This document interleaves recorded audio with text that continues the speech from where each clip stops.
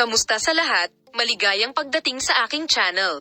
Nandito ako kasama ang video ni na Engin Akyurek at Tugba Buyak Ustan. Ang pinakakilalang mga pangalan ng gabi, na naganap sa isang kilalang restaurant sa Istanbul, ay ang mga ina ng makapangyarihang mga figura ng Turkish telebisyon at sinehan, sina Engin Akyurek at Tugba Buyak Ustan. Inorganisa ng kanyang ina ang espesyal na pagpupulong na ito upang ipagdiwang ang kanilang matagal ng mabuting pagkakaibigan, ang kanilang sigasig, at ang kanilang pagmamalaki sa kanilang mga nagawa.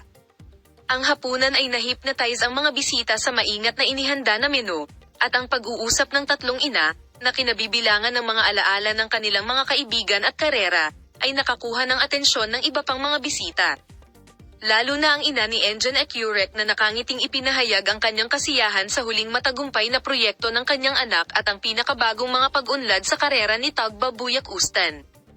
Sa pulong, na nagpatuloy sa isang magiliw na kapaligiran sa buong gabi, ang iba pang mga panauhin ay lumahok din sa mga kawili-wiling pag-uusap.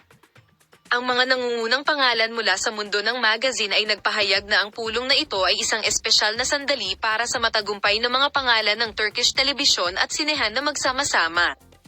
Gabi na, nakangiti ang ina ni Engin Akyustan at ang ina ni Tugba Buyak Ustan sa mga kamera.